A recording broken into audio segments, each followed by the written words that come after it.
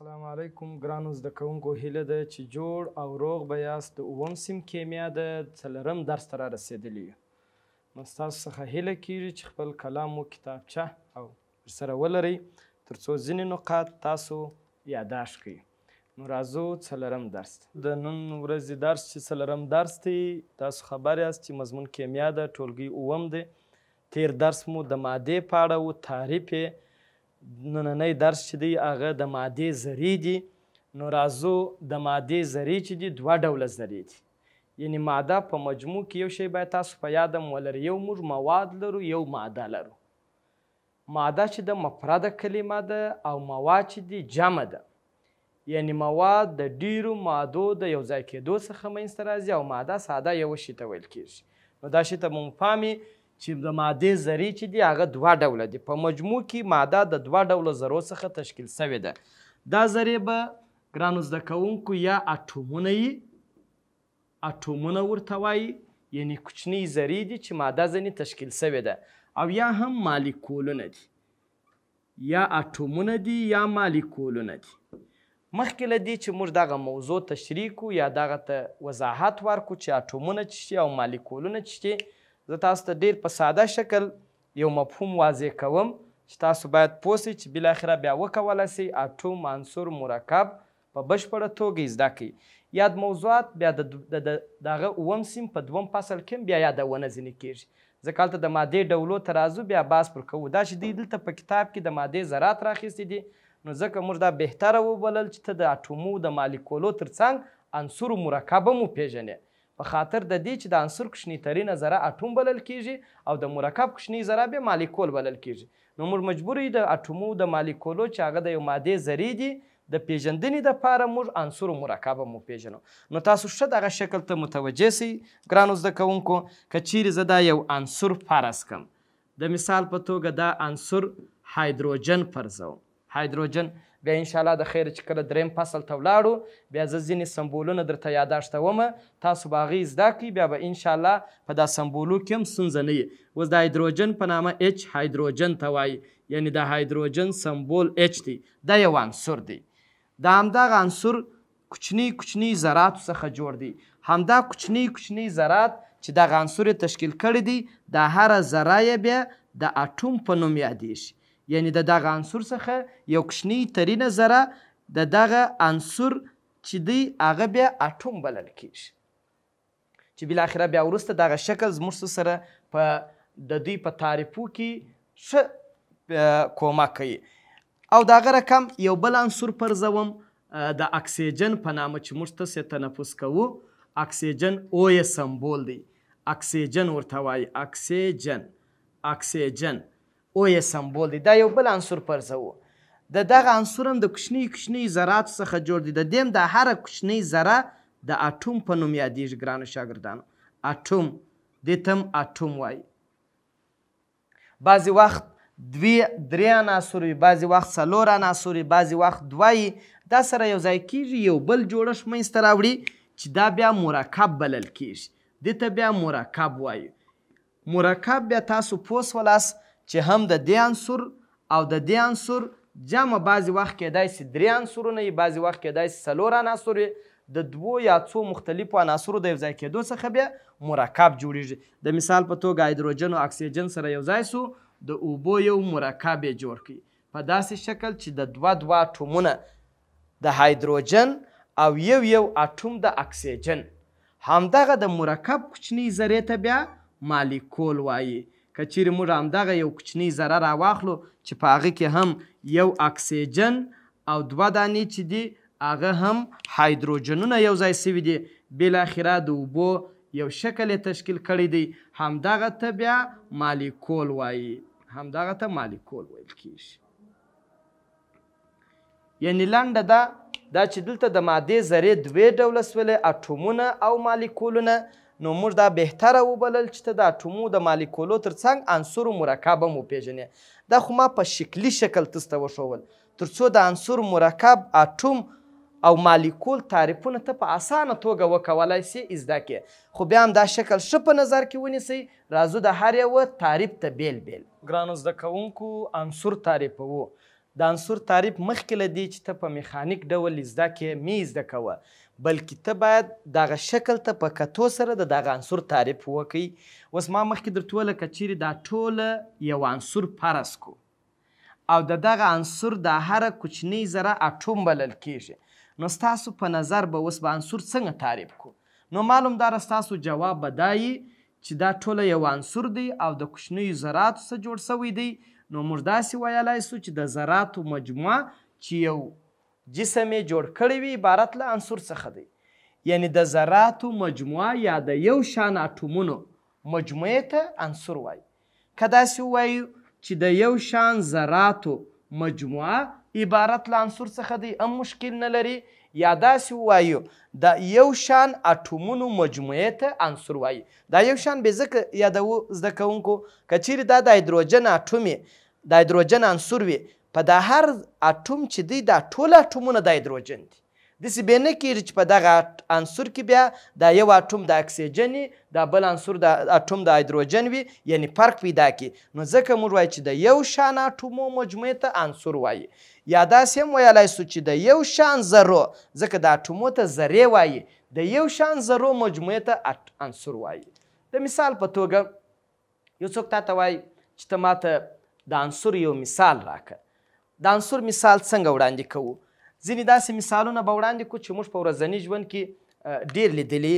د مثال په توګه وسپنه ده، خپله سمبول لري. مخکې مې یادونه درته وکړله چې بیا د خیره په دریم فصل کې موږ تعاملات وایو. په تعاملاتو کې بیا زه ځینې سمبولونه تاسو ته یاداشت کومه، خو بیا هم اف ای سمبول د وسپنې دی. وسپنه ټولو لیدلې ده. ګرانو زده کوونکو وسپنه یو عنصر دی. که موږ او تاسو فکر وکړو وسپنه د ډیرو کوچنیو ذرو څخه تشکیل شوې ده، چې همدغه د کوچنیو ذراتو مجموعه یو عنصر یې تشکیل کړی دی چې د وسپنې یو عنصر دی، او ټوله ذرې هم د وسپنې سره یو ځای شوي دي، وسپنه یې تشکیل کړې ده. یعنې وسپنه سمبولو سره تشویش مه کوئ. بیا انشاءالله په راروانو درسو کې په سمبولو باندې د خیره بحث کوو، هغه انشاءالله درته وایو. بل داسې عنصر چې تاسو ډیر لیدلی دی میس، د سمبول دی یا نښه ده سی یو. میس هم ټولو لیدلی دی، په لینو کې کاریږي. دا میس هم خپله یو عنصر دی. همدارنګه المونیم، د المونیم په نامه یو عنصر تاسو ټولو لیدلی دی. د المونیم دروازې، د المونیم کلکینان، دا ټوله یو عنصر دی.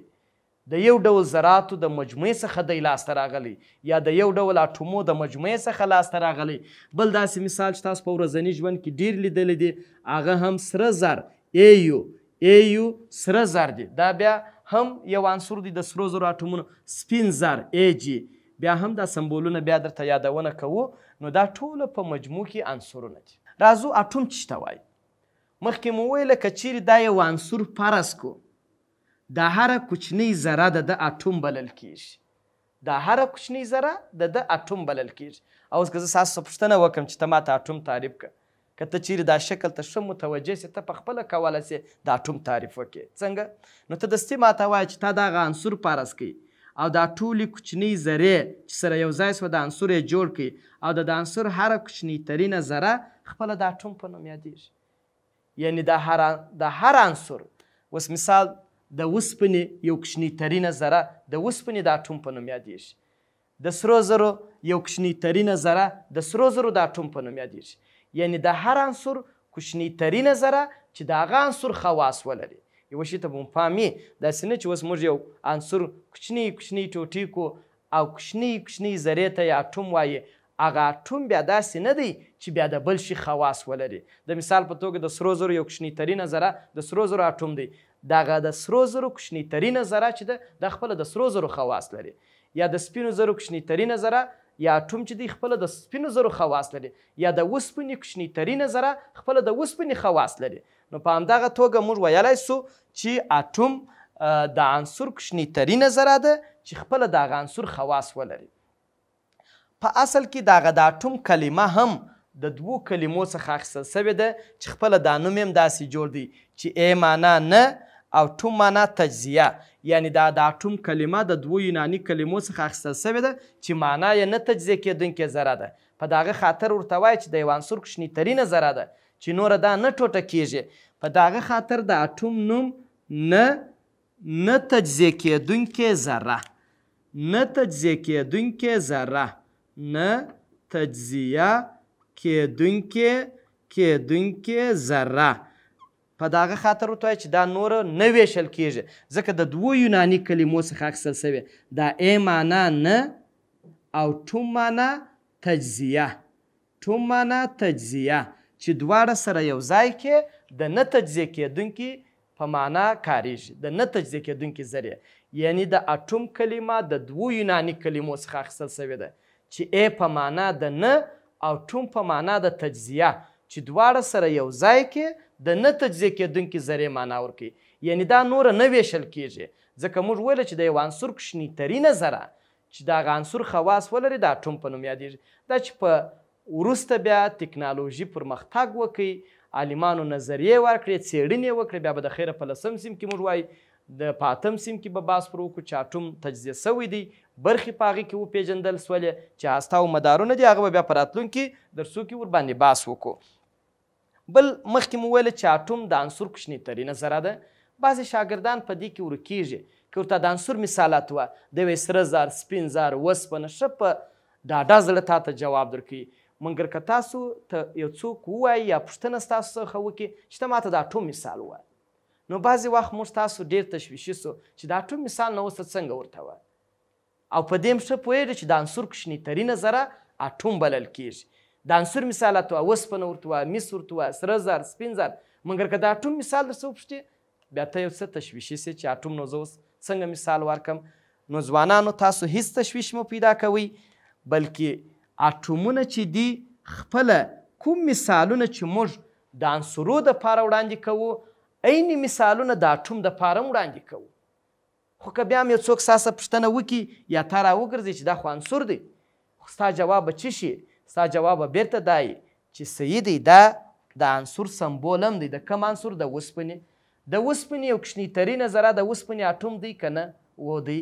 نو چې د اوسپنې اټوم د اوسپنې یو کوچنیترینه ذره ده او دا هم ته وایه چې د هغه کوچنیترینه ذره ده، د هغه اوسپنې خواص لري، نو په همدې خاطر دغه د اوسپنې د کوچنیترینه ذره چې اټوم بلل کېږي هم په عین سمبول سره ښودل کېږي.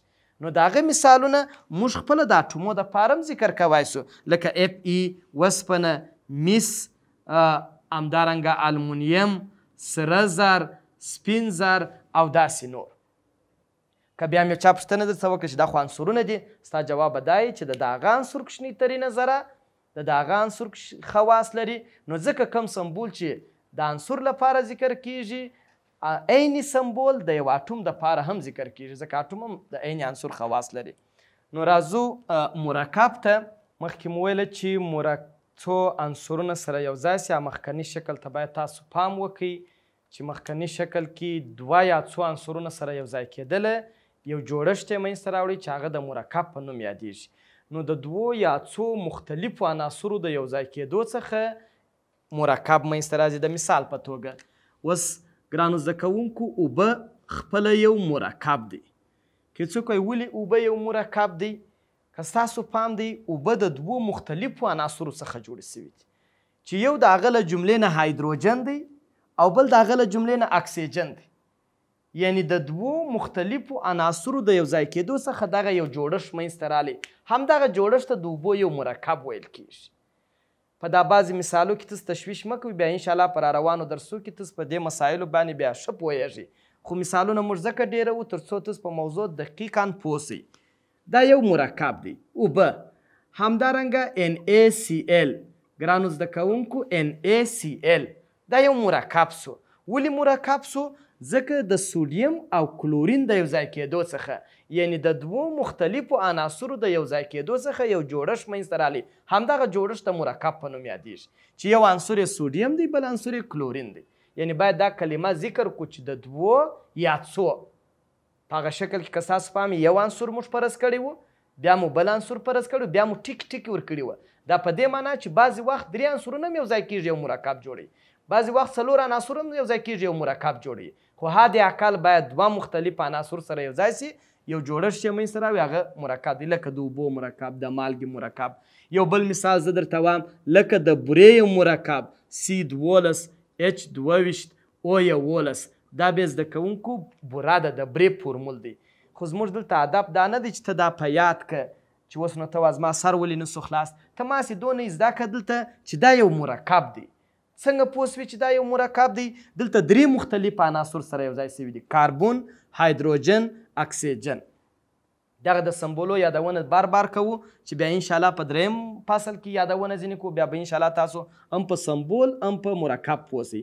یا مثال کاربون ډای اکساید، دغه هوا چې موږ تاسې راباسو د خولې، اکسیجن داخلوو، کاربون ډای اکساید راباسو، دا دود چې ورته وایي دې ته خپله دا یو مرکب دی ځکه د کاربون او اکسیجن څخه جوړ دی. راځو مالیکول ته. دغه تعریفونه هغه وخت اسانه په ذهن کې کښېنستی سي چې تاسو مخکني شکل ته ښه متوجه سئ. هلته انشاءالله ډېر ساده شکل دی چې بیا ستاسو ښه هېڅ داسې میخانیک په یادول نه غواړي. نو مالیکول بیا چې ته وایي د مرکب کوچنۍ ذرې ته مالیکول وایي. د مرکب کوچنۍ ذرې ته مالیکول وایي. یا هم د دوو یو شان یا مختلفو اټومو یو ځای کېدو ته مالیکول وایي. مالیکول و مرکب په ځینو ډیرو شانو کې یو رقم بلل کېږي. په دې معنا نه چې یو رقم دی. عین مثال لري لکه د عنصرو د اټوم. د عنصر کوچنۍ ترینه ذره اټوم بلل کېږي. د څو اټومونو مجموعې ته عنصر وایي. عین مثال لري. موږ کوم مثالونه چې د عنصر دپاره ذکر کول د اټوم دپاره هم وه. نو مرکب و مالیکول هم داسې یوه اړیکه لري. کوم مثالونه چې ته د مرکب دپاره ذکر کړې عین مثالونه موږ د مالیکول دپاره هم وایو. ځکه بعضې وخت د استادانو پام نه وي وایي دا د اوبو یو مالیکول دی. مشکل نشته، مالیکول هم دې ته ویلی سو. ځکه موږ وایو مالیکول خپله د 2 یا څو مختلفو اټومونو، بس ګوره مختلف اټومونه څوک سو؟ هایدروجن او اکسیجن مختلف اټومونه سره یو ځای سوله یو مالیکول یې جوړ کړي. یا د مرکب کوچنۍ ذرې ته مالیکول وایي چې د هغه مرکب خواص ولري. اوس د اوبو دی، اوبه یو مرکب دی. د اوبو یو کوچنۍ ترینه ذره چې د اوبو خواص ولري د اوبو یو مالیکول دی. د اوبو فورمولا یا مرکب په چی شي مښودی؟ په H2O سره. نو د اوبو مالیکول په چی سره شي؟ د اوبو مالیکول به په H2O سره شي. که بعضې څوک ته وایي چې دا خو مرکب دی، نو د مرکب د مالیکول فرق نشته ورته سته. مرکب چې دی هغه د مختلفو عناصرو د یو ځای کېدو څخه جوړیږي. د همدغه مرکب یو کوچنۍ ترینه ذره چې د همدغه مرکب خواص ولري هغه بیا مالیکول. فرض مثال زه وایم د اوبو یو مرکب موږ په سترګو وینو، مګر که مالیکول کو د اوبو یو کوچنۍ ترینې ذرې، اوس په دا هوا کې د اوبو مالیکولونه ستا موږ تاسې نه وینو ځکه مالیکول کوچنۍ ترینه ذره ده، په سترګو نه لیدل کېږي. خو بیا هم که چیرې موږ په مایکروسکوپ کې وینو یا عین خواص د اوبو لري. یا موږ اوبه ویشو بخارا چې پورته کېږي عین د اوبو مالیکولونه دي، هغه هم هغه خواص لري لکه اوبه چې لري. نو صرف ما مطلب دا دی چې د اوبو دپاره کم مثالونه چې موږ د مرکب دپاره ذکر کوو عین مثالونه د مالیکول دپاره هم ذکر کوو. اوس موږ وایو د مالګې یو مالیکول NaCl، یا موږ وایو د بورې یو مالیکول، د برې یو مالیکول، یا موږ وایو د کاربون ډای اکساید یو مالیکول. د مرکباتو سره انشاءالله په راتلونکو درسو کې بلدیږئ، بیا به دا درته اسانه وي. خو بیا هم دې ته مالیکولونه هم وایي. یعنې ستاسو ته بیا دا تشویش پیدا نه سي چې نو ښه مرکب و مالیکول یو شی دی. یا بیا هم وایي د مرکب کوچنۍ ترینې ذرې ته مالیکول وایي. خو یو شي ته یادونه کوو د 2 یو شان. د مرکب و د مالیکول فرق هم همدغه دی. په مالیکول کې همجنسه یا یو جنس اټومونه راتلای سي. اوس هایدروجن او هایدروجن یو ځای کېږي، دې ته د هایدروجن یو مالیکول هم ویلی سي، مګر دې ته مرکب بیا نسو ویلی. مرکب ګرد عمر د مختلفو عناصرو د یو ځای کېدو څخه جوړیږي. خو مالیکول بعضې وخت د همنوع اټومو سم جوړیږي. لکه بیا د خیره په اتم سیم کې وایو 7 ډوله اټومونه لرو چې په طبیعت کې په مالیکولي یا 2 اټومي شکل پیدا کېږي. یعنې د مرکب او د مالیکول یوازنی توپیر چې خلک کوي په همدغه کې کوي چې په مالیکول کې همجنسه اټومونه هم یو ځای کېدای سي، لکه د هایدروجن مالیکول، لکه د اکسیجن مالیکول، لکه د نایتروجن مالیکول، لکه د فلورین مالیکول. بیا به انشاءالله په دغه مسایلو باندې په راروانو لوړو صنفو کې هم بحث وکړو. ستاسو کورنۍ کار دا دی زده کوونکو، تاسو به 5 مثاله د عنصر، 5 مثاله د اټوم، 5 مثاله د مرکب او 5 مثاله د مالیکول در سره یاداشت کړئ. نو دا و ګرانو زده کوونکو زموږ تاسې نننی درس چې اصلا د مادې د ذراتو په اړه و چې اټومونه او مالیکولونه و، تر څنګ مو مرکب و عنصر هم ورسره وپېژندئ. تر بیا پورې چې حاضرېږو ښه وخت ولرئ.